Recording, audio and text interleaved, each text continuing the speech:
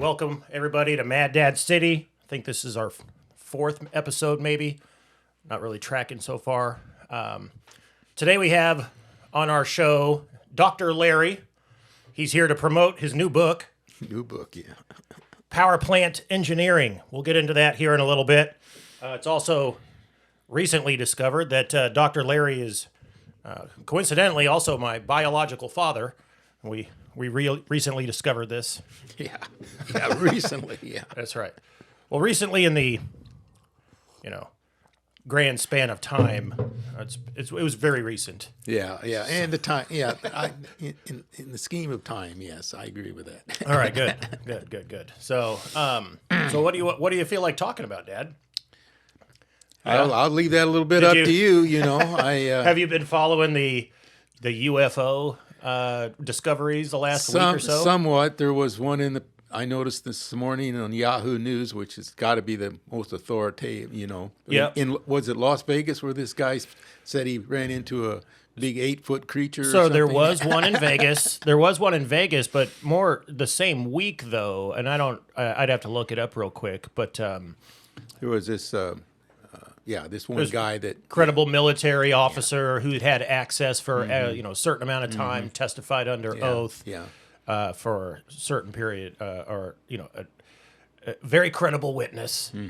The high level, from what I've read, which is basically just headlines, what he did is essentially more or less verify all of the stuff that's just been, conspiracy level stuff the last several decades, and if not even longer. It goes back to, I think, the 30s is when I saw where there's, alien discoveries or crash-landed aircraft in Italy and other parts of Europe, as well as America, South America, etc. So yeah, it's, I don't know. We'll see where it goes, but it's pretty interesting to try to catch up with, right? Yeah. No, that's true. I'm always skeptical a lot of this, obviously. Yeah, of course. But the thing that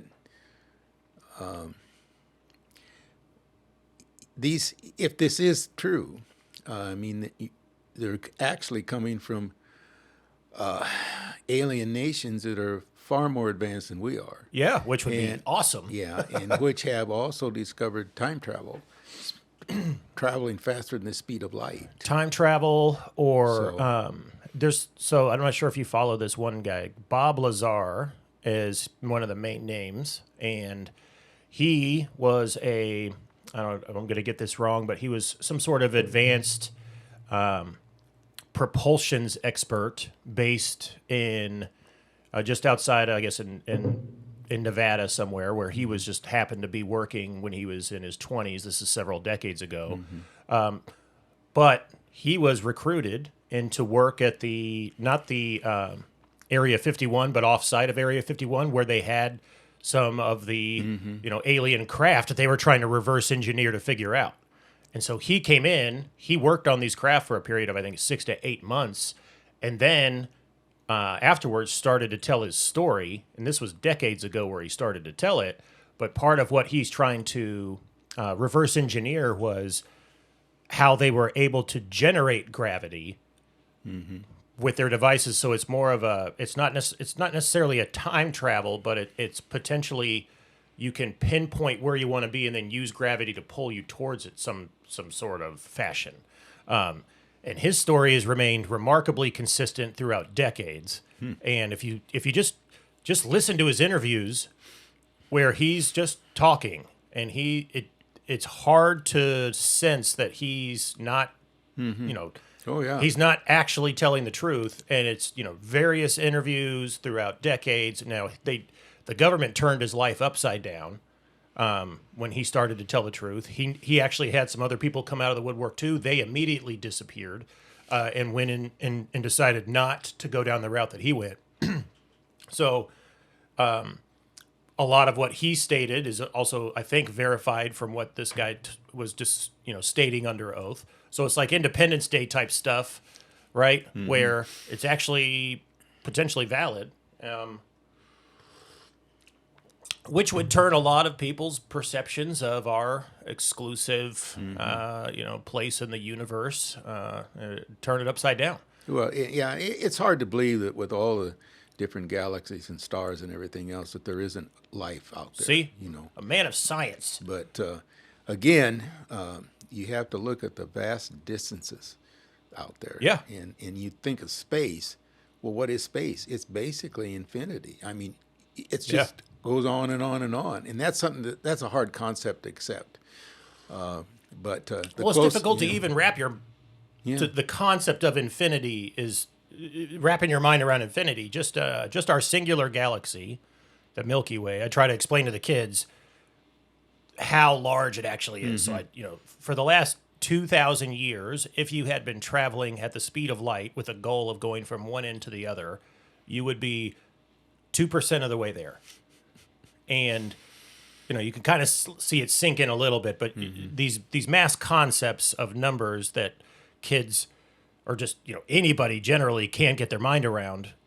I've tried to find ways to at least relate it to a concept that we're familiar with.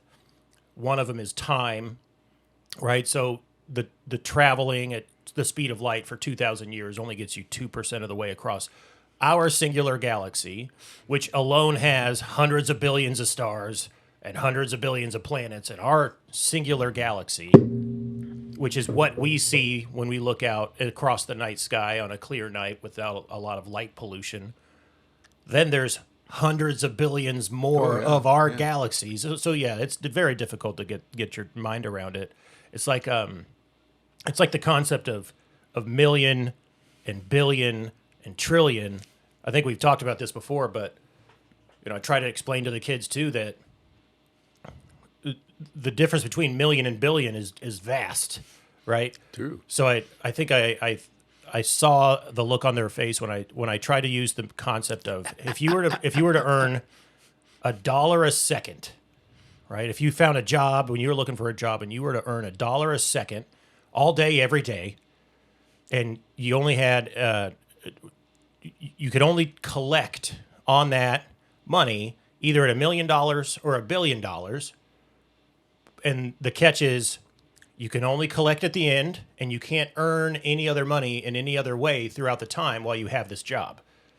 And, of course, I'm like, which job would you want? Which one do you want? Do you want the $1 million payout or the $1 billion payout? And they say, of course, I want the billion, right? Okay, well, $1 million will pay you out in 13 days. $1 billion will pay you out in, I think it's either 27 or 32 years. Yeah. Right? Yeah. And so they're like, what? And then you think a trillion, then it's 32,000 years or whatever the case is. But so when in terms of the potential of alien life, what I would be most interested in, though, well, I hope that we can confirm this unequivocally soon, because I want to see the reaction of major institutions and how they accept the information. So that's one of the theories: is there a mass conspiracy play here to slowly warm up the public to the fact that we're not alone, right? With all of this little slow trickle of information, it's hits a little bit of the main headlines today. But anyway, so you've been paying attention to it. Yeah. So it just have to wait and see, okay? And no matter, there's a certain group of people that you're never going to convince, regardless of what you have, and that works both ways too. So we'll see, but it's just interesting to follow it and listen to this and so forth. So well, for the group of people that you would never convince, what would it take? Right? I have no idea. It's like, but what if you and I are sitting right here, we have 3 cameras recording, we have audio, it's all being recorded, and then something crash lands in the backyard and we record it live, but it's not going to be the recording for them, because obviously now you've got deep fake technology, you've got AI, deep fake, all this stuff that, before that you could even use Hollywood cinematography, whatever the case is, right? CGI, etc. It's super realistic.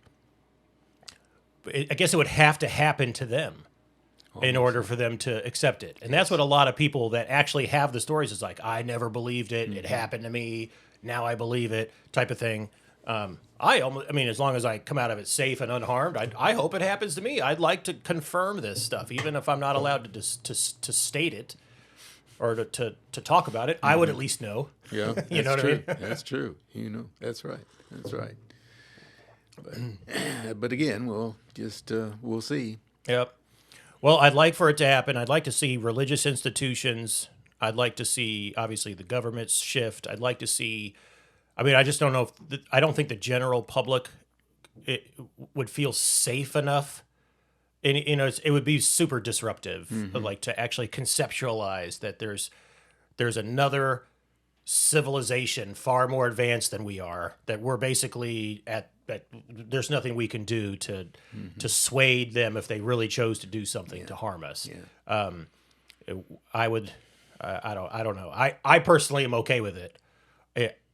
A lot of people are so grounded in their belief system that it wouldn't be something that they would defend their belief system in the face of all factual evidence that's laying right in front of them, because they've identified their identity is based on their belief system, which is something I find I find interesting, because personally I think isn't the purpose of these belief systems to try to attempt to get to as close as you can to the actual original truth?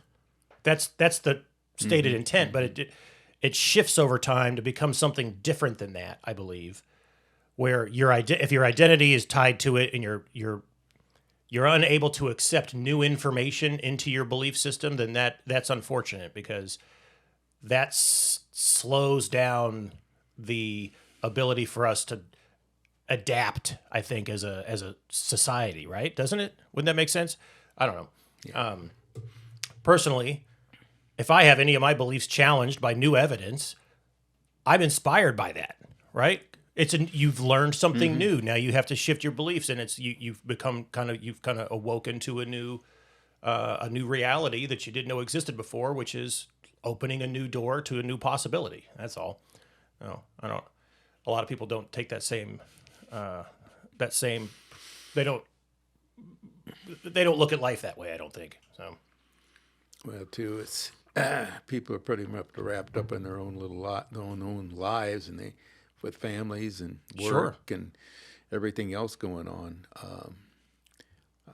I can remember it wasn't that long ago. I can't remember what the issue was now, but it was something going on with up in New England, and the news media was up there. It was quite a bit on the news, and it had to do with fishing up there in the New England area. And it was interesting because it impacted the fishermen. And they were interviewing some fishermen. They said, well, I don't know anything about this because I don't follow the news. Okay. And I think there's a huge number of people in this country really don't follow the news. Yep. Don't read the papers and so forth. Now, what's sad is that they completely dependent on social media. Well, that's not the best way of getting your news. It's siloed. You don't get diversified opinions. That's right. The way the algorithms work, it just reinforces your own current belief system. Yeah, that has impacts on a lot of things. Political, just how you look at the world, right? That's the whole point of social media. The whole point of the social media age has been to connect people, but really it's been dividing. Yeah, which is unfortunate. It has its good and bad for sure. Just like anything, right? Yes, just like anything. Yes. So, and you look at the issues with Trump. Yeah. Okay. There's another. I was wondering if we were going to be able to go a whole. Yeah. No, I mean he's taken advantage of it. Yeah. And it's a world where no matter what is presented, just recently this week, 37. He was indicted on 37 counts of, all kinds of things. In regards to the classified information that he was hoarding. Yeah. So he is a master of. You have to give him credit in a certain respect. He is a master of denial, deflection, whataboutism, and then attacking. And he does it, and he's relentless in this. And so you have to kind of respect that in a sense. And there is, to your point, there is a certain group of this population that is now bought into the conspiracy of, oh, well, the entire deep state is out to get him. That's why this is happening. So nothing that happens, no factual evidence that's presented will sway their opinion on the guy. Now, false equivalencies are rampant in that conversation. We're right. So Mike Pence also had classified information. So did Joe Biden. Is it the same level of severity when they say, hey, when the government reaches out and says, hey, we need this information back, and then you comply right away? Trump would have saved himself a whole lot of trouble. No question about Right? it. He wouldn't be in the trouble today. No question. That's what about Pence it. did, and that's what Biden did. They said, "Oh crap, whoops, sorry about that. right. Here you go. Damn, that's our bad, right? That we messed that up." Trump for a year and a half tried to. I mean, and his was intentional from all intents and purposes of what it looks like. And not to get into the whole Donald Trump issue, but the social media game and the Donald Trump era has been a toxic mix for the collective society if we're trying to stay unified, right? What does it say? United we stand and divided we fall. We're slowly and surely being divided. Yeah, yeah. What always puzzles me is that on this classified information, there were some pretty strong protocols that should have been in the White House where, if one of our elected officials or one of the staff members who had the clearances, when they checked something out, that should have been documented.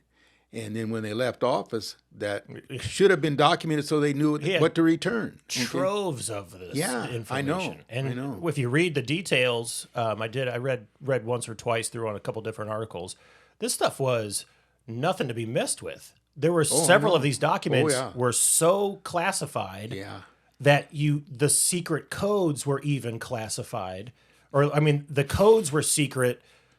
I don't know how the classification system exactly works, but they were like the top level of secrecy. So, I got my thoughts on my whole opinion on that guy is he's pathologically self-serving. And he had the most sensitive of information at his access.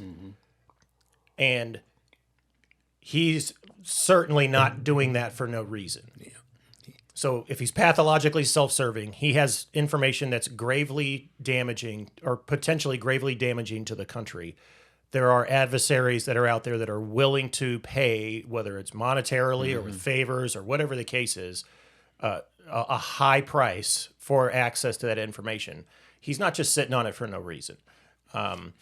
So that's we could go all into that stuff, but yeah, social media is something that has been at play. How did we get on that? Aliens, social media. How did we get to social media? So anyway, I think we started with aliens. Yeah, I think I made the comment that I've always been skeptical of anything I read. Sure. You need a questionable. Sure. You need to be questionable, but a lot of people don't look at the news, don't listen to the That's news, right. don't read the news. And then the comment I made was but if they rely on social That's media, then they're getting just one side. Right. So the trust in the whole the system of media today is at probably an all-time low, if it even exists at all. And the term you can always blame the media or the mainstream media. Sure. Because it's such a blanket term, you don't single out any That's right. individual That's or any right. organization when you do that, and both sides have that same argument back and forth, right? It's unfortunate that we as a society have completely lost a main skill in being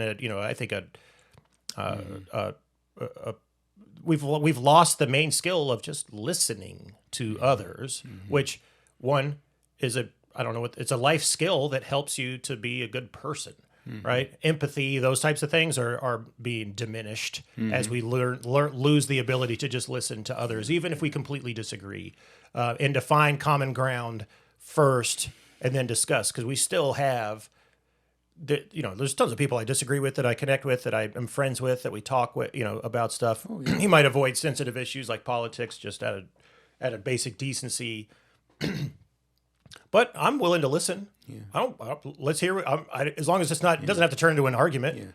Yeah. We have to be more tolerant For sure. as a nation. We're not. And there's a lot of reasons for it, I think, but we just have to be more tolerant. And I try to be that way too, but there's times when I'll read something or I'll see something on Sure. the news that really kind of sets me off a little Of course, bit. of course. I think they're wrong.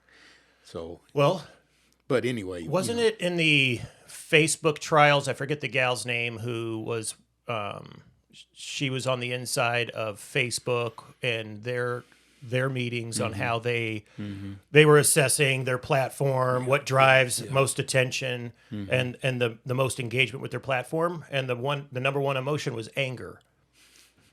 That was what drives further engagement. You spend the most time on social media when you're angry at stuff. And so, well, that's certainly not a healthy emotion, but if you're going through these news feeds and you see something that angers you or scares you, you spend more time on the platform. That's interesting. Yeah, which obviously is their goal, is to get you on their platform. I mean, not just, sure, you got Meta and Facebook and Instagram, or whatever, all the other platforms that are out there. That's the goal. They want you engaged with the platform, just like television, regular television. They want you watching their program. So if it's something that's fearful, fear tactics, if it's something that angers you, you're going to stay tuned in, right? Probably true. Yeah, Probably well, I mean, true. I can't even let the kids watch the news. I mean, it's general news, general nightly news. Can be the local news, can be the national news, whatever the case is. I don't even feel comfortable having the kids watch the news. It's terrible information. A lot of it is, yes. Well, it's murder, robbery, something super scary, another murder, another something bad happened. Here's a car accident down the street. Here's a global catastrophe in the works. Here's another storm off the coast getting ready to wreak havoc. And then here's the weather, and then sports. Yeah. How'd the sports teams do? Yeah. And then it's like, all right, back to you, Ron, or whatever. Yeah, Mom and I, we listen to local news, but primarily just for the weather. Believe it or not. Yeah. But it's primarily more of the weather. But yeah, and the trouble is and the newspapers know this, but the media know this too, that if they try to just give good things and standard stuff, the people won't listen. Right. They will not listen. That's terrible. Yeah, I know it is. I know it is. So the major news networks now, at the end of each one of the ABC, all of them do this now. At the end, they have something good, something that really gets your right at the end. Right at the end. Yes. America Strong. That's or right. Something. There we. Yes. I love that. Yeah.